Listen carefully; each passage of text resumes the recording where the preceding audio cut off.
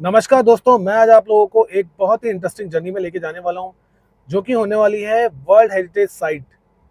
तो दोस्तों, गेस करिए उत्तराखंड के अंदर फूलों की घाटी किसको कहा जाता है? पता है आप लोगों को किसको कहा जाता है? दोस्तों, अगर आप लोगों को नहीं मालूम तो आपको बताना चाहता हूं कि द वैली ऑफ फ्लावर, जो कि एक वर्ल्ड हेरिटेज साइट है, यूनेस्को द्वारा जो प्रमाणित की गई साइट है, इंडिया की one of the most beautiful places on earth, monsoon rainy season में घूमने लायक, जहाँ पर आपको बहुत सारी झरने मिलते हैं, वैलीज मिलती हैं, फ्लावर्स मिलते हैं आपको देखने के लिए। तो ऐसी एक जगह पे आज हम लोग एक्सप्लोर करने जा रहे हैं। तो दोस्तों, हमारी जो जर्नी स्टार्ट होने वाली है वो होने वाली है रुद्रपुर से लेके सीधे आपको लेके चलेंगे हम फूलों की घाटी पे। तो रास्ते में किस किस तरह से हमारा कैसे कैसे हमारी जर्नी रहती है, कौन कौन हमें ज्वाइन करते हैं, किन किन लोगों के साथ हम लोग जाते हैं, कौन कौन हमारे व्लॉग में रहते हैं, तो वो सब आपको इस जर्नी के पार्ट में आपको देखने को मिलता रहेगा। तो दोस्तों, बने रहिए हमारे ब्लॉग के साथ और आपकी एक थ्रिलिंग जर्नी जो कि होने वाली है हमारी, तो वो हम आप लोगों को दिखाएंगे यहाँ पे। तो director of photography mister Rohit Kabir ने भी ज्वाइन कर लिया यहाँ से, रुद्रपुर से हाय। तो ये देखिए हमारे कैमरे वैमरे जो शूट का सामान वगैरह है वो सब हमने इसमें पैक कर लिया है। बाकी दोस्तों, अगर आप भारत के किसी भी भाग से या विदेश से आप फूलों की घाटी उत्तराखंड में अगर आप घूमने आना चाहते हैं, हरिद्वार से आप बस या टैक्सी कर सकते हैं। बस का किराया जहां पर 600 रुपये से लेकर 800 रुपये तक रहता है। शेयरिंग कैब या टैक्सी में आपका किराया 1000 रुपये से लेके 1500 रुपये तक आपसे चार्ज किए जा सकते हैं गोविंद घाट के लिए।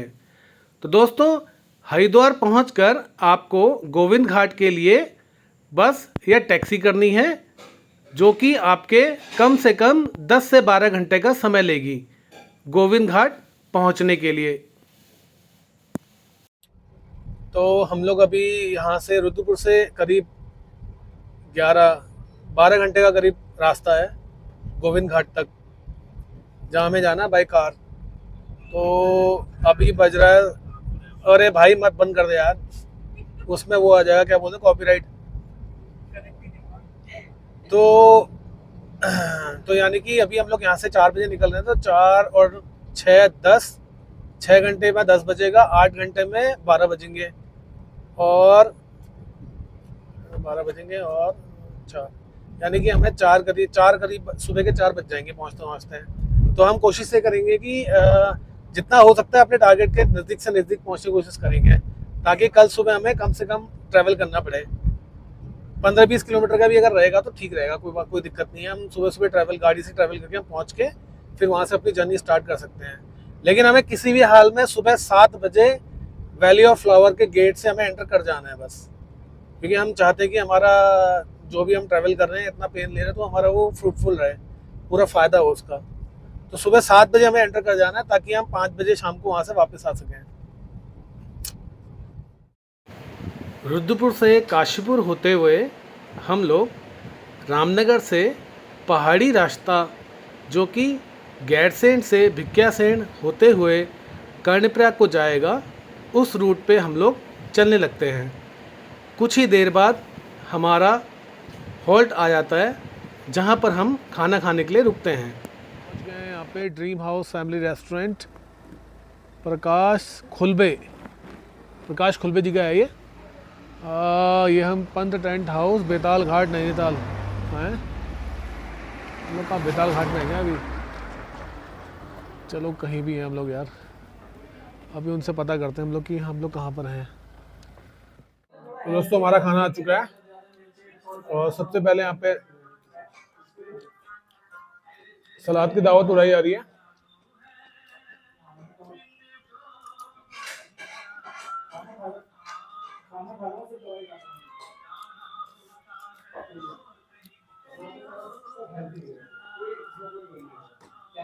सी है घट्टी है। हाँ, खाना खाने घट्टी। हाँ, खाना खाने देखिए, आप टेस्ट देखिए। और अब आगे यहाँ से क्या पड़ेगा? आपने जाना कहाँ है? हमने जाना है आपका गोविंद घाट, फूलों की घाटी। कितना किलोमीटर हुआ? कल शाम को बचेंगे। कल शाम को आपको रात में स्टे करना पड़ेगा। कहाँ? वहीं कहाँ? यहीं। आज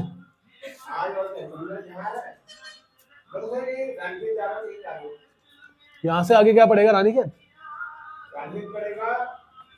आप स्टे यहीं कर लो। अच्छा, ये खाते हैं ना? दाल बताओ पहले यार, मिक्स दाल है क्या? आपको कुछ रूम मिल जाएगा यहाँ पे। ये देखिए अच्छी खासी व्यवस्था थी वैसे यहाँ पे। हमें ये जो रूम है यहाँ पे गैरसैंण में, ये मिल गया था आपका 700 रुपये में। अच्छा खासा है, नीट एंड क्लीन, सफाई वफाई, पहाड़ी लोग हैं, काफ़ी अच्छी खासी सफाई इन्होंने कर रखी थी यहाँ पे। और ये कुछ टॉयलेट और बाथरूम का है, साफ़ सफाई अच्छी खासी है, नीट एंड क्लीन, कोई ऐसी परेशानी नहीं हुई। और टीवी भी है यहाँ पे, आप देख सकते हैं टीवी। इसके अलावा ये कुछ यहाँ का व्यू जो कि हमें मिलता है गेस्ट हाउस के ठीक बाहर से। देखिए कितनी शांति है, और सामने ही एक नदी बह रही है जिसकी कल कल ध्वनि आपको, आपके मन को मंत्रमुग्ध कर देगी। देखिए ये है होटल, आपका होटल शिवलोक। गैरसैंण पहुंचने से 3 किलोमीटर पहले आपको पड़ेगा। अच्छा खासा इन्होंने हॉस्पिटैलिटी इनकी अच्छी लगी मुझे। तो छोड़ने से पहले एक बार चेकआउट कर लेते हैं कि कहीं कुछ सामान वामान हमारा इस पर रहा तो नहीं है कहीं।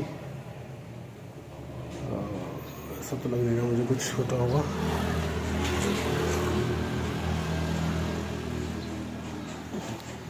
ये है कुछ हमारा है।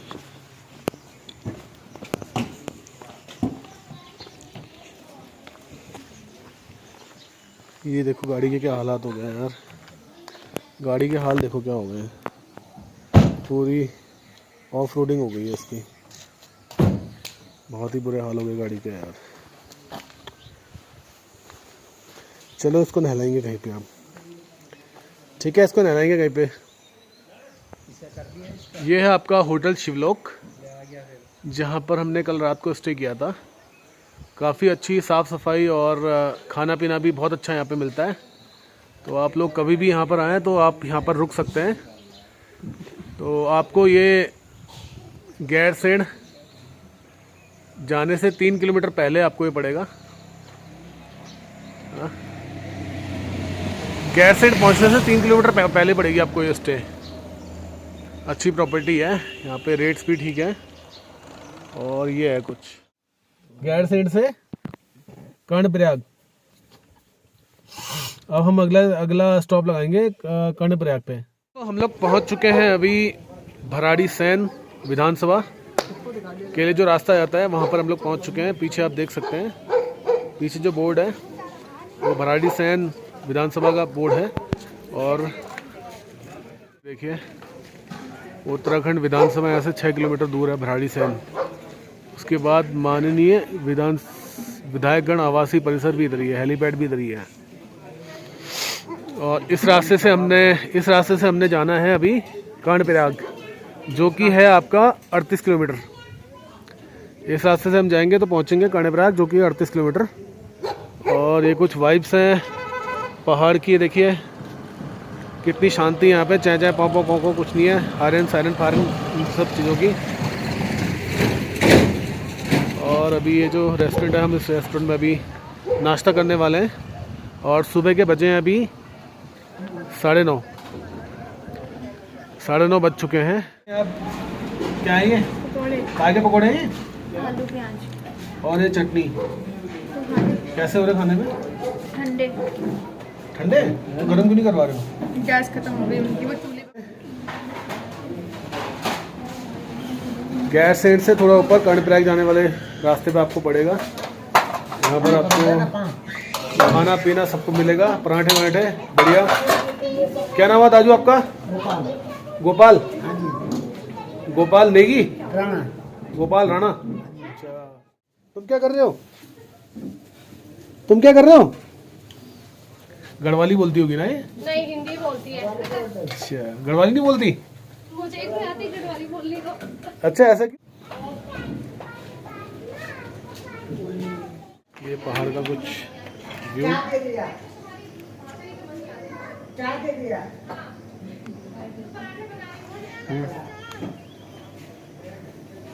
हमारा खाना चने की सब्जी, पराठा, दही और प्याज की चटनी चाय के साथ। ये हमारा ब्रेकफास्ट। डालूंगा ना गाना इसमें, इसमें डलेगा गाना, रील।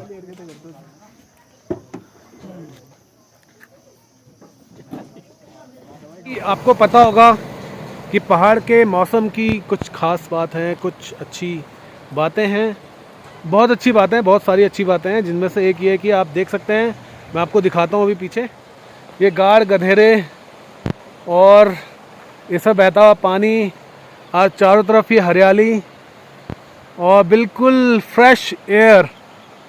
दोस्तों मज़ा ही आया था, मज़ा। जो असली सुकून और असली मज़ा है ना दोस्तों, तो वो यहीं पर है यार।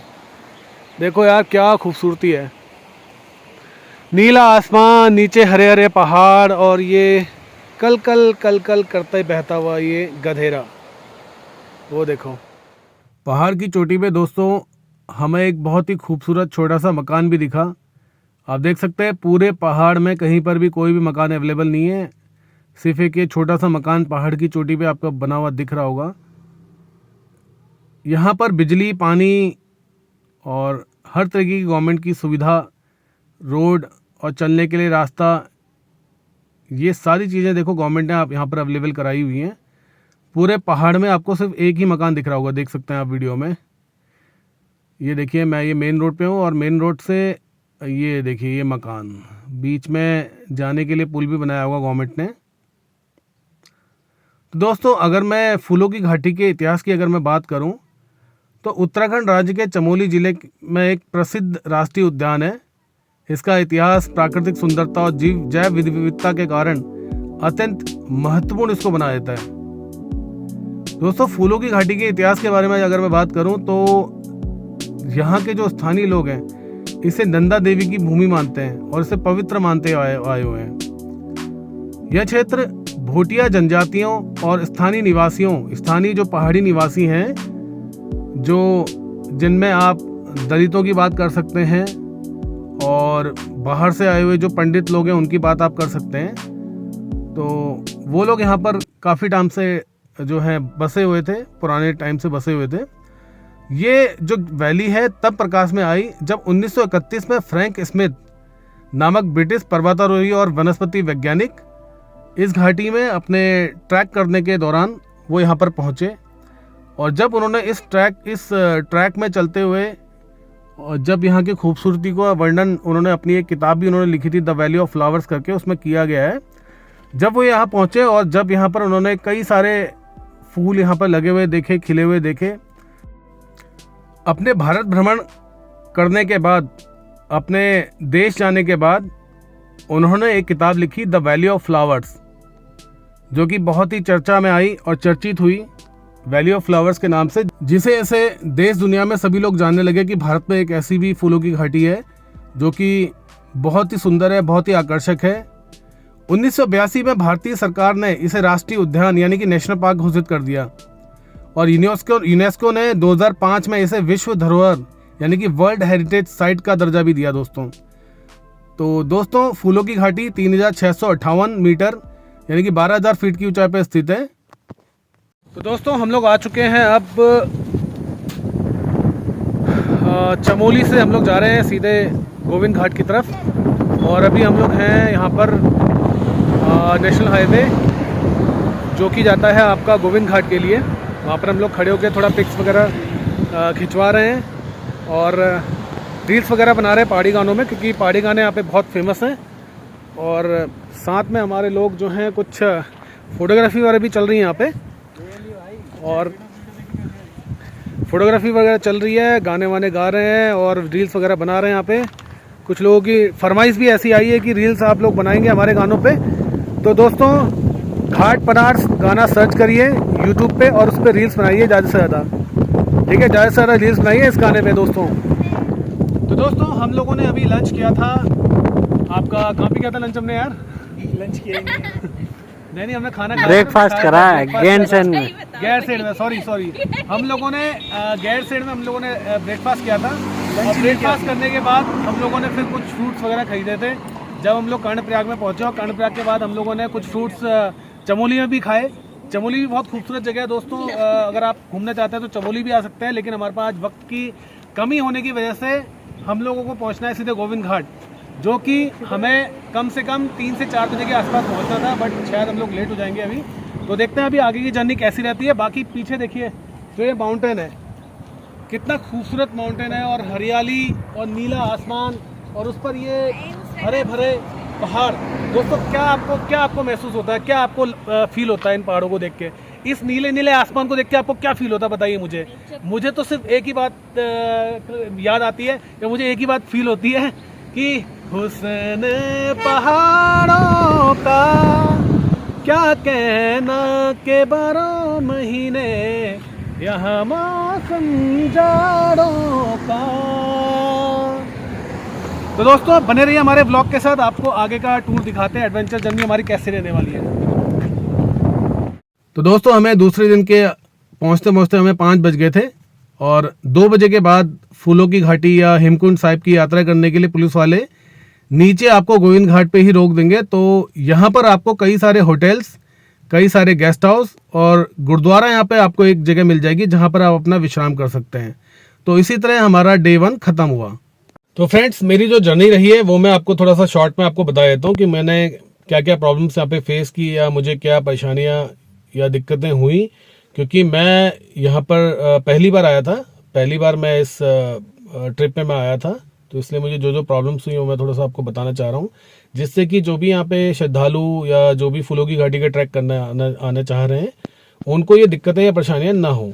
दोस्तों जो भी लोग दिल्ली या हरियाणा या चंडीगढ़ या पंजाब से आ रहे हैं, अपनी गाड़ी से आ रहे हैं, तो दोस्तों सबसे पहले आप लोग ये चेक कर लें कि आपका कितने किलोमीटर का आपका ये टोटल डिस्टेंस आपको करना है और उसमें कितने घंटे आप लोगों को यहाँ पहुँचने में लगने वाले हैं। और रहने की व्यवस्था दोस्तों आप लोग सबसे पहले ऑनलाइन जो भी बुकिंग ऐप्स हैं या ऑनलाइन ट्रैवल गाइड्स वगैरह हैं वो आप गूगल से सर्च करके एडवांस में ही करा लें। आप लोग अपनी टैक्सी या अपनी गाड़ी से ड्राइव करके आप लोग पहुंचेंगे सबसे पहले गोविंद घाट, और गोविंद घाट से आप लोगों को 4 किलोमीटर आपको, क्योंकि गोविंद घाट से आपको 2 बजे से पहले मैं आपको बताना भूल गया कि आप लोगों को 2 बजे से पहले आपको गोविंद घाट से पुलना के लिए आपको टैक्सी पकड़ लेनी है, क्योंकि 2 बजे के बाद आपको यहाँ पर ट्रैक करने की अनुमति नहीं मिलेगी, आपको नीचे पुलिस वाले रोक देंगे। तो आपको 2 बजे से पहले दिन के 2 बजे से पहले आपको यहाँ पहुँच और अपनी जो जर्नी है वो स्टार्ट कर लेनी है गोविंद घाट से। तो गोविंद घाट से 4 किलोमीटर का आपका पुलना का रास्ता होने वाला है, जो कि आप टैक्सी आपको यहाँ पे की सर्विस आपको मिल जाएगी, जो कि आपसे 50 रुपये पर पर्सन के हिसाब से आपसे चार्ज करेंगे और आपको पुलना तक आपको छोड़ देंगे। और पुलना के बाद फिर वहाँ से आपको खच्चर या आपको जो वहाँ पे नेपाली डोटियाल्स वगैरह होते हैं, वो लोग क्या करते हैं कि जो छोटे बच्चे हैं अगर वो चल नहीं पा रहे हैं तो उनको वो लोग अपनी पीठ पर लाद कर, या घोड़े में जो लोग अगर नहीं चल पा रहे हैं, जिनको दिक्कत परेशानी हो रही है, तो वो घोड़े में जा सकते हैं। बट दोस्तों मैं आप लोगों से सिर्फ एक ही बात कहना चाहूँगा दोस्तों, जो शारीरिक रूप से सक्षम नहीं है या जिनको प्रॉब्लम है बॉडी में, जिनको पैदल ट्रैक करने के यूज टू नहीं है, तो दोस्तों मैं तो चाहूँगा कि दोस्तों आप लोग अपने शारीरिक क्षमता के अनुसार ही रिस्क लें, क्योंकि ये जो ट्रैक है ये ट्रैक बहुत ही ऊपर पहाड़ी में है, बहुत ही चढ़ाई पे ट्रैक है और आप लोगों को बहुत इसमें पैदल चलना पड़ेगा, तब जाके आप हेमकुंड साहिब जी की यात्रा या फूलों की घाटी का आनंद आप ले सकते हैं। तो दोस्तों सबसे पहले अगर कोई व्यक्ति ऐसा है जिसे पैदल चलने की प्रैक्टिस नहीं है, तो वो सुबह उठकर 4 से 5 किलोमीटर तक का पैदल चलने का अपना प्रैक्टिस करे, 1-2 महीने या 3 महीने अपना प्रैक्टिस करे, अपने बॉडी को उस हिसाब से सक्षम बना ले ताकि वो इस ट्रैक को एंजॉय कर सकें। क्योंकि दोस्तों बहुत सारी प्रॉब्लम्स, बहुत सारी क्रिटिकल इश्यूज यहाँ पे हो जाते हैं, क्योंकि ये बहुत ही रिमोट एरिया पे दोनों ही लोकेशन सिचुएटेड हैं, जहां पर बहुत ही क्रिटिकल सिचुएशंस भी आपके साथ हो सकती हैं, तो उस सिचुएशन में आपको यहाँ पर किसी भी तरह की कोई मेडिकल फैसिलिटी मिलने में आपको बहुत ही प्रॉब्लम हो जाएगी। गोविंद घाट से आप पुलना पहुंचेंगे, पुलना से फिर आप लोगों को घोड़े या खच्चर या पैदल आप लोग चलेंगे। तो पैदल चलते हुए आपको कम से कम 12 से 13 किलोमीटर का आप ट्रैक करेंगे तो आप पहुंचेंगे घांगरिया विलेज। घांगरिया विलेज पहुंचने के बाद वहां से आपके रास्ते दो अलग अलग दिशाओं की तरफ मुड़ जाएंगे। एक आपका जाएगा सीधे हेमकुंड साहिब की तरफ, जो कि और एक हिली ट्रेन में आपकी चढ़ाई है, और एक आपका रास्ता जाएगा आपका फूलों की घाटी के लिए। तो फूलों की घाटी में आपको 12 बजे से पहले पहले एंटर करना है, और सुबह 7 बजे से ये घाटी खुल जाती है। तो सुबह 7 बजे के बाद आप यहाँ पे एंटर कर सकते हैं, और 7 बजे से लेके 12 बजे तक आप वहाँ पे 7 बजे से लेके आप शाम के 5 बजे तक आपको वापस आना होता है। तो दोस्तों अगर आप 7 बजे निकले हैं सुबह, तो 2 बजे तक आप अपना वहाँ पे ट्रैक करके 2 बजे से वहाँ से फूलों की घाटी से आप वापस आ जाएं, क्योंकि वहाँ पर ठहरने की, रुकने की या खाने पीने की कोई भी किसी तरह की व्यवस्था वहाँ पे नहीं है। तो जो भी व्यक्ति हैं वो घांगरिया में अपना स्टे कर लें। अगर वो लेट हो गए हैं या 12 बजे या 11 बजे अगर वो पहुंचे हैं तो वो अपना स्टे कर लें फूलों की घाटी के लिए, और उसके बाद फिर वो अपना यहाँ से चलना चालू करें। सुबह के 7 बजे से आप लोग अपना ट्रैक चालू कर सकते हैं, और 5 बजे तक आप लोग वहाँ पे ट्रैक कर सकते हैं या घूम सकते हैं। 5 बजे आपको वापस पहुँचना होता है फूलों की घाटी के गेट पे बाहर एग्जिट लेने के लिए। तो दोस्तों आप सुबह अगर 7 बजे निकल गए हैं तो 7 बजे से आप लोग 3 बजे तक का वहाँ पर आप फूलों की घाटी में अपना ट्रैक करें, घूमें, फोटोज क्लिक करें, रील्स बनाएं। इसकी कोई भी किसी भी तरह की पाबंदी नहीं है। ड्रोन आप वहाँ पर नहीं ले जा सकते हैं। कैमरा अगर आपके पास है तो कैमरा आप ले जा सकते हैं, मोबाइल ले जा सकते हैं, रील्स बना सकते हैं, वीडियोस बना सकते हैं। इन चीज़ों की वहाँ पर कोई भी किसी भी तरह की कोई मनाही नहीं है। दूसरा, आप अपने साथ कोई भी खाने पीने की चीजें ले आते हैं तो वो आपको गिन के वो लोग आपके बैग में चेक करेंगे, जो फॉरेस्ट ऑफिसर है, और वापस आने पे उतने ही रैपर्स आपसे वो लोग वापस मांगेंगे।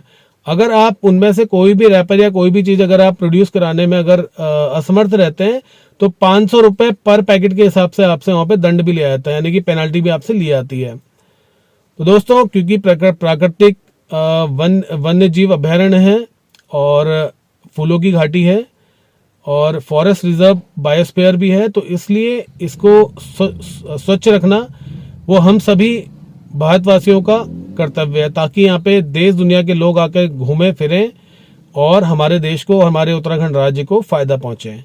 तो दोस्तों इसी कुछ जानकारी के बाद मैं अपने इस व्लॉग को यहाँ पे एंड करता हूँ, और आपको नेक्स्ट व्लॉग में इससे आगे की जो मेरी जर्नी रही या जो भी मैंने वहाँ पे फेस किया, या मैंने वहाँ पर क्या क्या चीज़ें एंजॉय की, क्या क्या चीज़ें वहाँ पे देखने लायक है, कैसा वहाँ का एंजॉयमेंट रहा।